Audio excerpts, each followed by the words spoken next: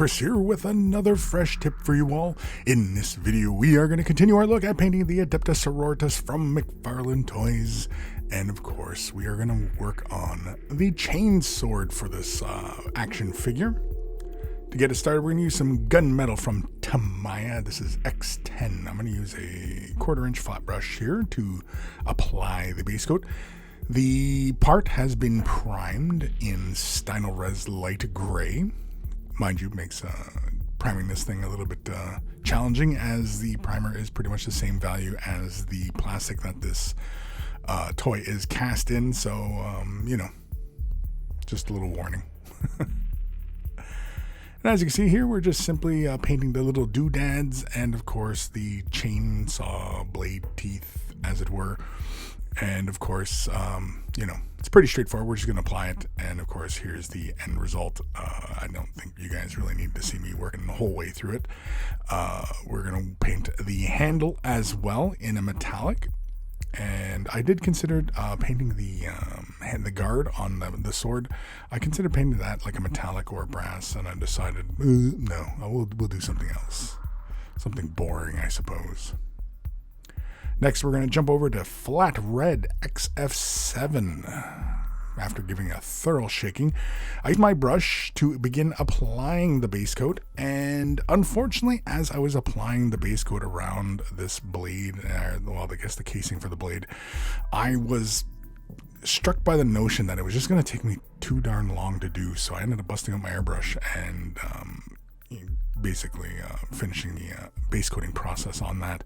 It was just taking a while. I was 3 coats in and I was still seeing a lot of strokes, and I was seeing some of that primer showing through, and I was just getting annoyed. So, must move forward.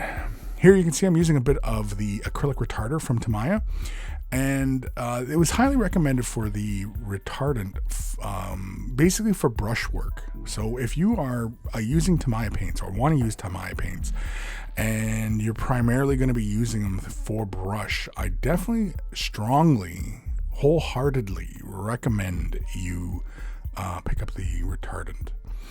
They recommend like a 1:5 mix ratio, but I have found that it just flows really nicely if you go just a hair over. So not quite a 1-to-1, but pretty darn close.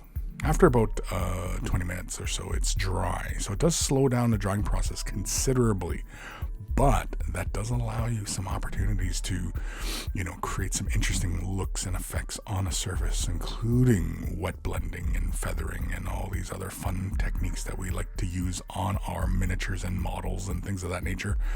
Also, the big advantage as well of using the retardant for Tamiya paints is that it does not leave a lot of brushstrokes behind, and when it dries, it reduces way down. Raw umber hue, a renegade chrome, and 25 psi's of pressure, and we are going to create a gradient along the back spine of the casing of the sword. Here you can see I didn't bother masking off anything, as I was pretty confident that I was not going to apply too much color onto any other areas.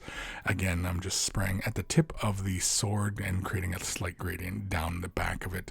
And of course, I build up a little bit more contrast on that side and then hold it the other way. I'm still spraying at around 20 psi here, which is my usual working pressure, and it's just pretty straightforward. Now these golden colors, they're a transparency, so they apply right on top of the color and shift the color in whatever direction you're working with, and it's really darn good.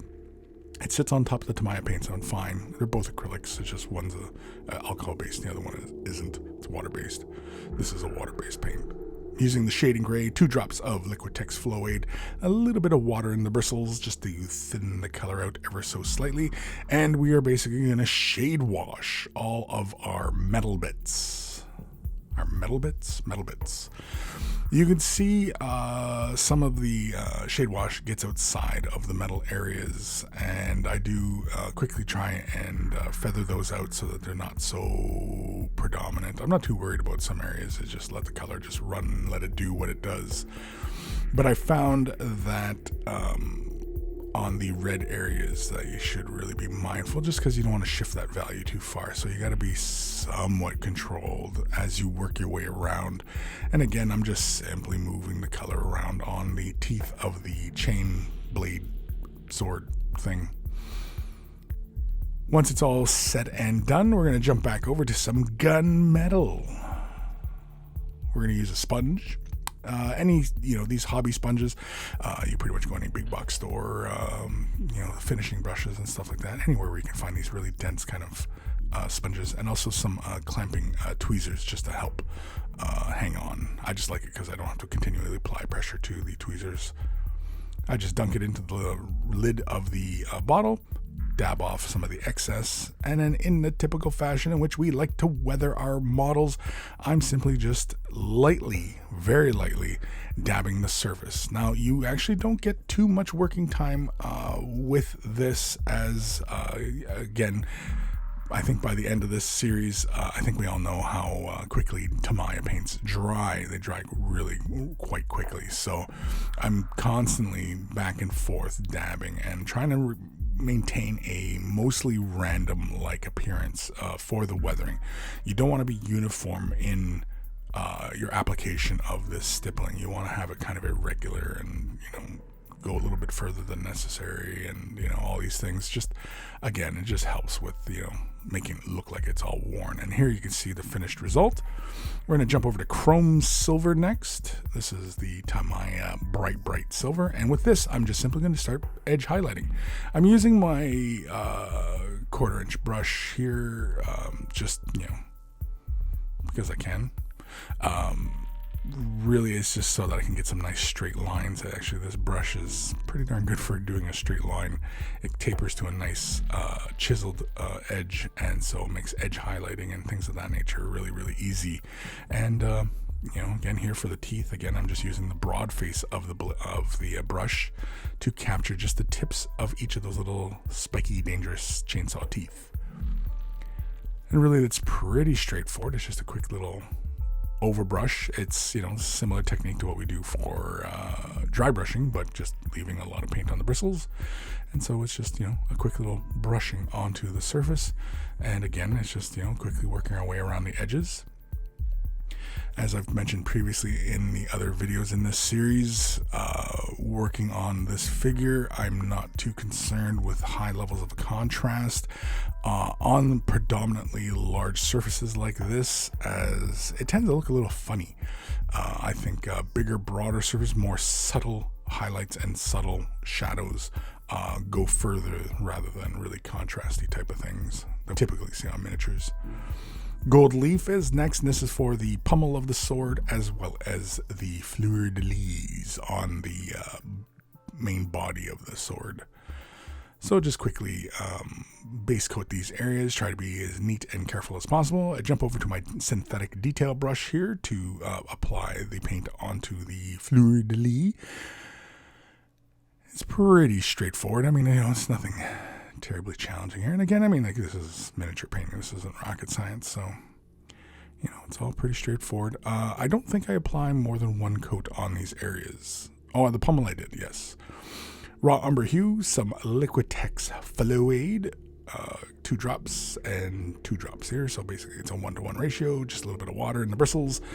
Give it a quick mix, and this is for the shading of these gold parts. So the fleur-de-lis, I try to saturate the entirety of the symbol so it gets all into the nooks and crannies. And on the pommel part, the indent curvature, I try to get a little bit more residing in that space, and I didn't want too much building up on the on the outside pommel of the curvature there.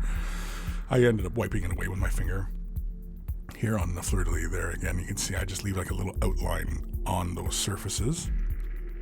Titan Gold is next, X31.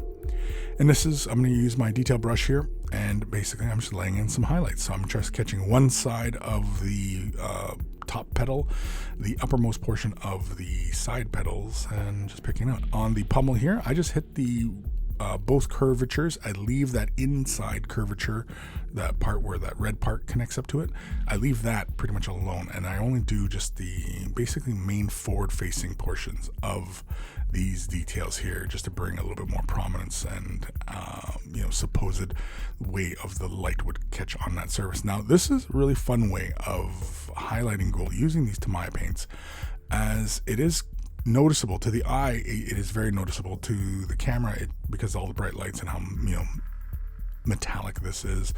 It isn't quite as apparent, but there it is. That's it. That is the chainsword, and with this final part complete, the Sister of Battle is finished. I think we may go one more step. I think we're going to do some freehanding on the cloth. Yeah, let's do that. Or maybe not. I don't know. Big thank you to my patrons. Without your support, these videos would not be possible. For considering Patreon support, click the link in the description below. There are various tiers to support at, and a huge thank you to everybody who does take care of those brushes, and they will take care of you.